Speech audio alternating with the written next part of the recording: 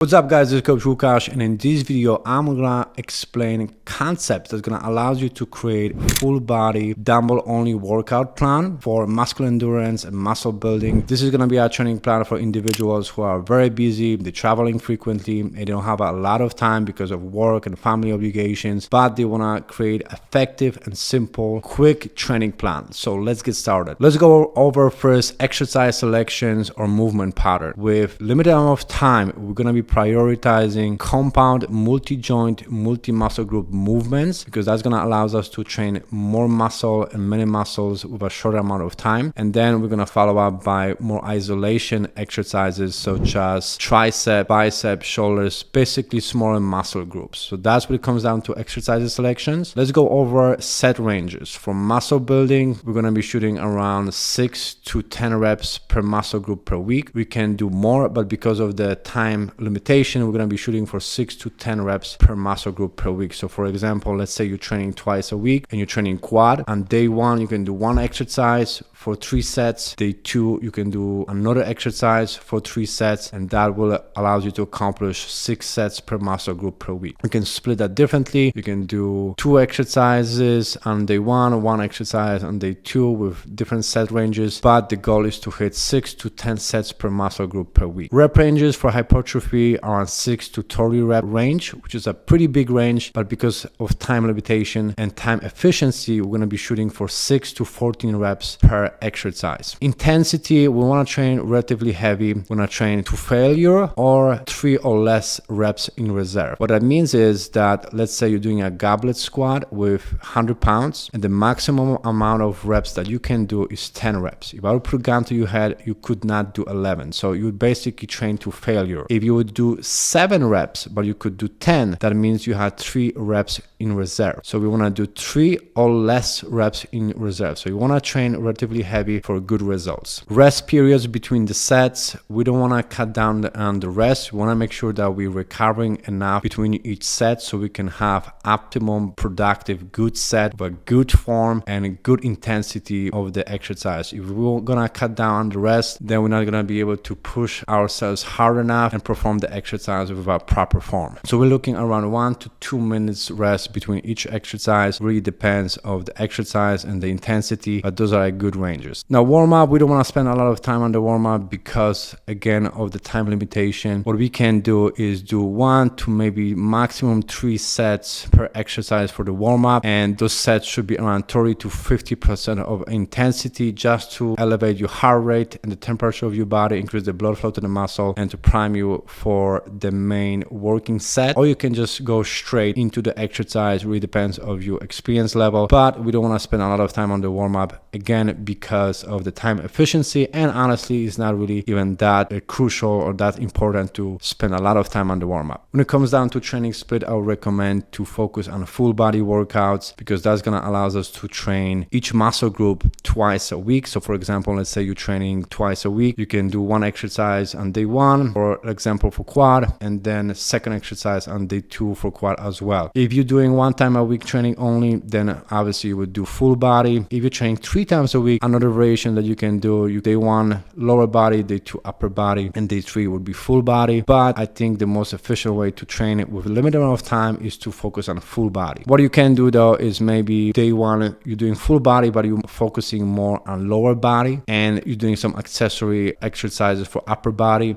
and day 2 you're focusing more on upper body with some additional supplemental exercises for the lower body. Now to make sure that we're actually improving our performance, that we're actually getting stronger and building muscle, is very important to make sure that we progressively overloading, meaning that each week we want to challenge ourselves more. The workouts should be progressively challenging, and we can accomplish that by either increasing the weight, increasing the rep ranges, or increasing the sets. So for example, let's say on week 1 you did a goblet squat with 85 pounds for 8 reps. On week 2 maybe you're going to try to do 90 pounds, week 3 95 pounds, so on and so forth. With rep ranges, let's say you did week 1 a goblet squat 8 reps, week 2 10 reps, week 3 12 reps, so on and so forth. The same thing with the sets. Let's say you started week 1 with 2 sets, week 2 3 sets, so on and so forth. Or you can do a combination of all of those different things. I hope that makes sense, but it's very important that you're constantly challenging yourself. With time, the workout should be progressively more challenging because because that's how we're gonna improve our performance. If we don't do that, we're just doing the same amount of reps and same amount of weight, we're just gonna plateau and stay the same. Now, some of helpful strategies that's gonna allow you to be more time efficient is utilizing antagonist superset. Means that you're performing 2 or more exercises back to back. So for example, let's say you're doing a quad exercise. Again, let's say you're doing a goblet squat or a lunge, and then you're following up by another exercise for a different muscle group, ideally for a smaller muscle group like lateral raises for shoulders. I would not recommend to combine the same muscle groups in a superset. Like for example, let's say you're doing a goblet squat and then follow up by a lunge, because your muscle is going to be too fatiguing, too tired in order to recover properly for next productive set. I also would not combine